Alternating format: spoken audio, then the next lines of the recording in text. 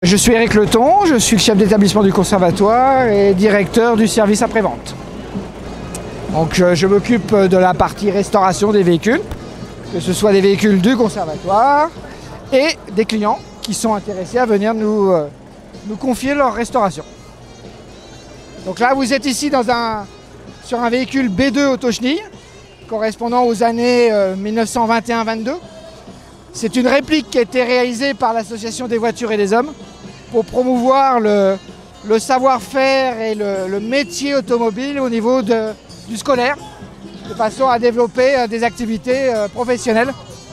Et donc ils ont entrepris de faire la réplique de la première voiture qui a traversé le Sahara en 1921, c'est-à-dire la traversée du Sahara organisée par André Citroën. Donc c'est une réplique très conforme, hein, la plus conforme au modèle original. Échelle 1. Échelle 1, roulant, fonctionnel, qui est capable de bien rouler. Hein, il reste toujours un petit peu de mise au point. On peut considérer ça comme un prototype, mais comme à l'époque, c'était aussi considéré un peu comme un prototype, puisque les véhicules à auto-chenille étaient au catalogue, mais les véhicules de la croisière, enfin des croisières, sont des véhicules qui ont été préparés pour l'événement concerné. Et après remisés directement à l'usine. Oui, c'est ça. Alors il y avait des phases d'essai, des mises au point véhicules à l'usine. Vous voyez, là, on est au ralenti, en première, sans accélérer. La voiture, elle avance voilà, toute seule, capable de franchir n'importe quoi, enfin presque n'importe quoi. Donc celles-là, elles ont traversé, enfin, les équivalents ont traversé le Sahara. Et puis après, il y a eu les versions croisière jaune, donc les C4, un peu plus tard, qui ont traversé l'Himalaya. Et là, c'était combien de milliers de kilomètres? Alors, la croisière noire est traversée, je ne pourrais pas vous dire. Je sais que la croisière jaune, c'était 13 000 km. Donc un peu moins, je pense, côté Sahara, mais je n'ai pas le chiffre exact. Impressionnant. Et ça marche comme un métronome. Ah, ça marche comme, voilà, c'est une voiture et ça fonctionne. Voilà, c'est l'avantage, c'est que ça roule. Et il faut. Une voiture, même historique ou ancienne, il faut les faire rouler. Donc c'est dommage, hein, ça fait partie... voilà, et c'est très bien qu'il y ait des événements comme ça. Il faut que ça roule. Il faut que ça roule. Voilà. Un véhicule, il faut que ça roule. Il faut que ça roule, on est d'accord.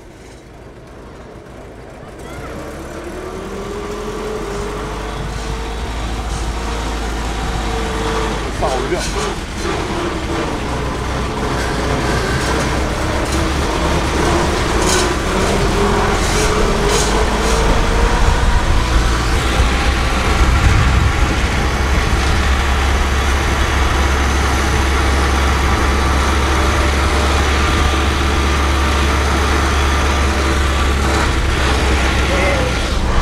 En plus, on a un beau ciel là qui s'est levé, voilà. Donc autant qu'on en profite, hein, voilà. Et puis bah, on va se frayer un chemin au milieu de la foule, ça va être parfait ça. Alors, on est sur une vitesse qui oscille entre combien et combien? Ah, les chenilles, hein, les auto-chenilles, c'est une vitesse maxi de 35-40 km/h. Là, on est entre 5 et 8 à peu près, hein, voilà. On est un peu plus... 15 c'est déjà pas mal. 15 c'est pas mal, mais bon, ça roule à 25-30 sans problème. Hein. Sur zone dégagée. Oui, c'est ça. Voilà. Voilà. On peut accélérer un peu.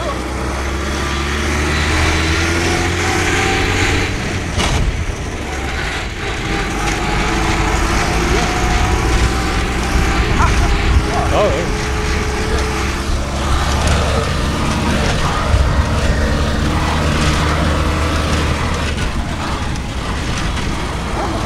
Et on est en deuxième. Pas mal, hein? La troisième est un peu courte parce qu'on a encore des réglages moteur à faire. Ouais. Et en deuxième, elle marche bien. Oh, c'est quand même assez péchu, hein? Il y a de la reprise. C'est un petit moteur, c'est une trentaine de chevaux. Et comme on est très démultiplié, donc... Allez, on va se frayer un chemin au travers des militaires. Voilà.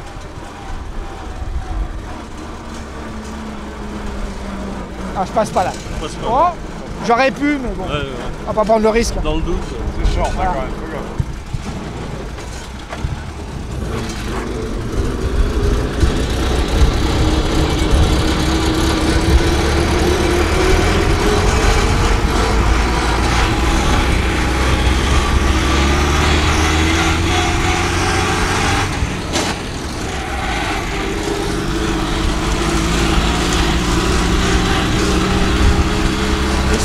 avoir des bons dos, hein, parce que ça remue quand même pas mal.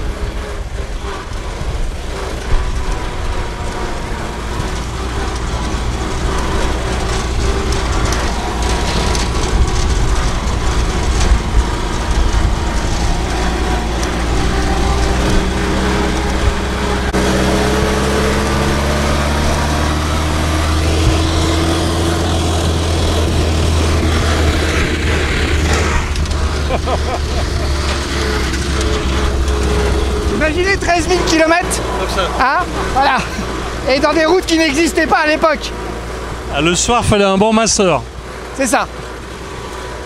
Et en instrument de bord, c'est quoi? C'est une boussole. Alors ça, c'est une boussole type aviation. C'est toujours la boussole reste toujours à l'horizontale. Voilà, puis après, bon, forcément, c'est le principe de la boussole. Mais c'est très succinct, hein, il y a juste un ampèremètre. Bon, après, il y avait deux réservoirs, le réservoir principal, un deuxième réservoir qui était là en complément et qui s'alimentait de façon automatique.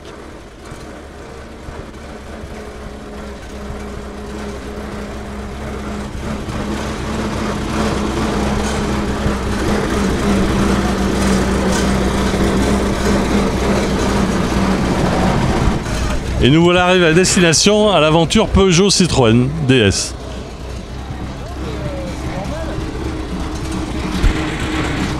Merci pour cette balade. Je vous en prie. Dans cet engin hors du commun.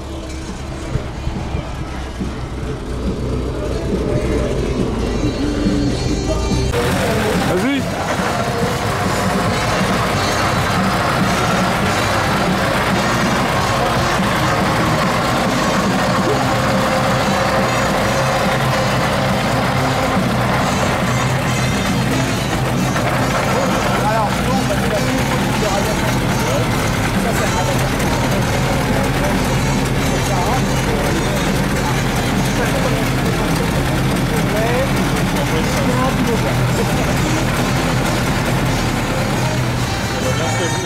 Je vous en prie. Merci.